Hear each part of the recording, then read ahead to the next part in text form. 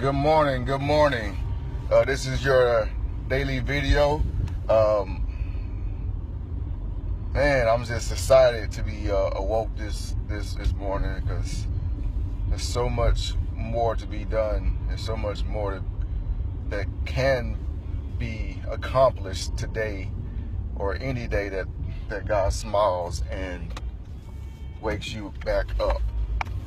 All right, so purpose of this video that I'm doing right now is something that I viewed, and I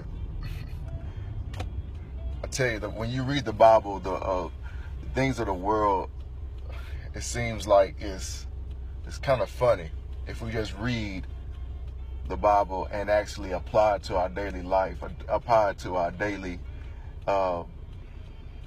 choices that we make. What I'm going to talk to you about is called togetherness and the powerful effectiveness of being together.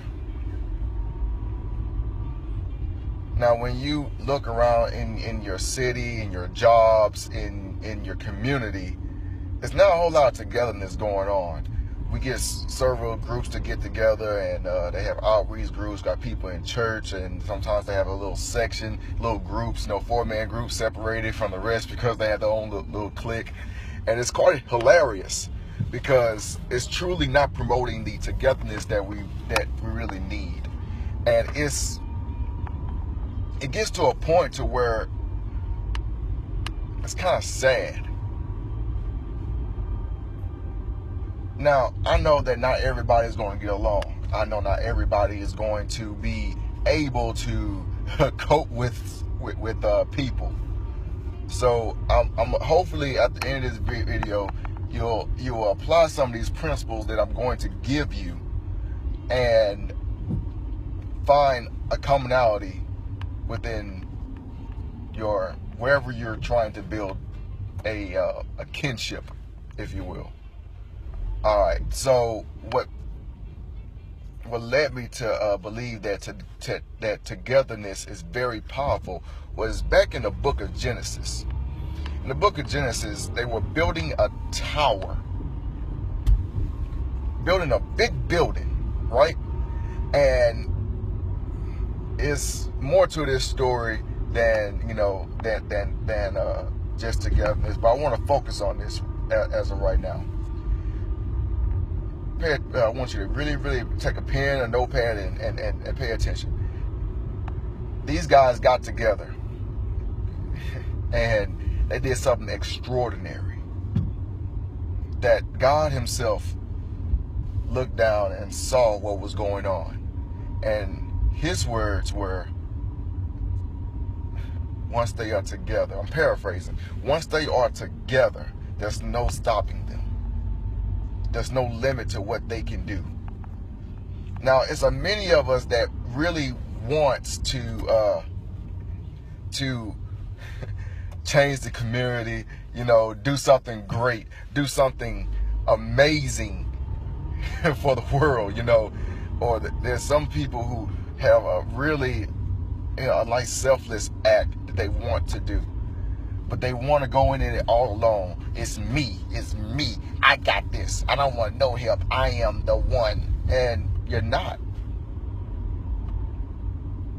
When we stand together, there's really no limit to what we can possibly do. This is the reason why the languages had to be separated.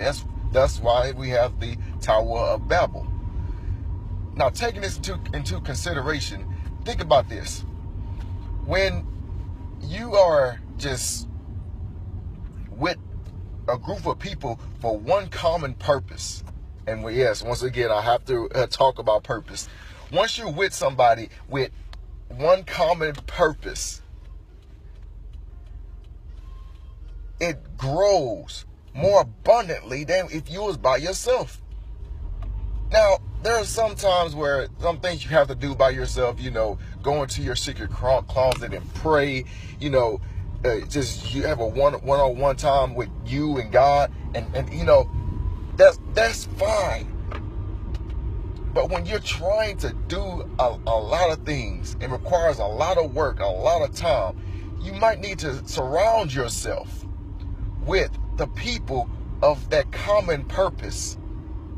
I keep saying that, because hear me correctly. I'm not saying surround yourself with people who will waste your time, because there are friends who will waste your time. They will talk to you on the phone for 2 hours straight, talking about nothing that will help your purpose out. But there are certain people who will talk to you for 10 minutes and excite your purpose. Excite your baby that you have inside you that you need to get out of you. And those are the people that you might want to be around.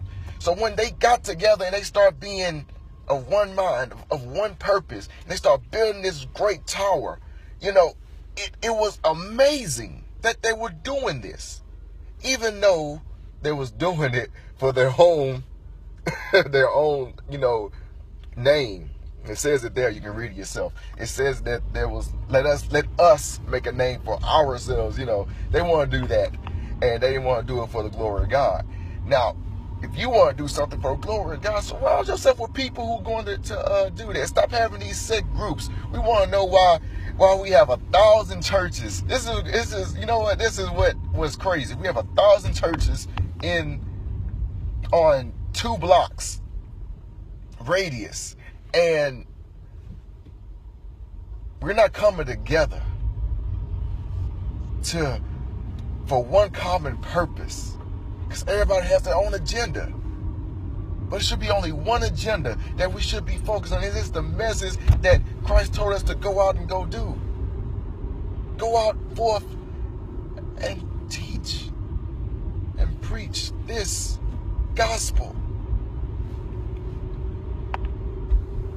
And it goes, and that doesn't go, but this same process, this same principle applies to our everyday life. You want to know why you're struggling at your job because you feel like you're all alone?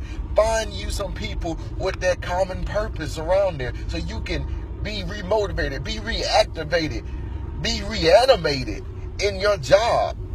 It's nothing sadder than you going punching in an 8 to 5 o'clock job or a 12-hour shift, and you're not even motivated at all because you don't want to be around anybody because you feel like everybody is backstabbing you. Instead of applying what has been that the book that you preach, the book that you read, the book that you go about, you're not even applying it. I just read today in Psalms 55 where David was talking basically about backstabbing, and he was upset, but he let God be the judge. He prayed morning, noon, afternoon. That's probably the same thing, but morning, afternoon, evening, he prayed constantly because he can't handle it. He basically admits that I can't handle this. I have no place to even handle this. Even though it's my closest friend and it hurts me so, Father, please help me. The moment that we start doing that, the moment that we start coming together and being of one civilization instead of all this separate diversity is what's killing us as a people. We have black people killing black people. We have white people killing white people. As a matter of fact, that's the dumbest all down. We have people killing people. But if we all were to come together under one purpose, could you imagine the wonderfulness that we can do for the glory of God? Could you just see this happening? We have people reaching out and on people on television, YouTube, this video concept right here of people saying, hey, let's work together, let's get it out. But we all want to have our own agenda saying, you know what, I speak better than him. I'm going to do it myself. Excite the idea. Excite the baby that is up in you. Get it to where it's with you, in you, to become who you're supposed to be. I know it's a rather long video, but I felt the need to say, hey, we need to be together. We need to be together. No matter how hard it seems, we need to be together. One of the things that separates us is this love of money. Another thing that separates us is our own ideals, our own I stopped driving now so I can take it off the clip. One of the things that, another thing that makes us go away from each other is our own principalities and our own ideals that we believe is more than another. But if we focus in on purpose, that is from God, the thing that you have in your soul, could you imagine the greatness that we can do? This is Christopher Banks. Think about that. Think about that when you're choosing your friends. Think about that when you're going off and saying that you're all alone. Think about this when you want to do things all by yourself because you think you can just do it better. Think about this. Think about this the next time you try to build another church. Think about it. Now be blessed. Love y'all.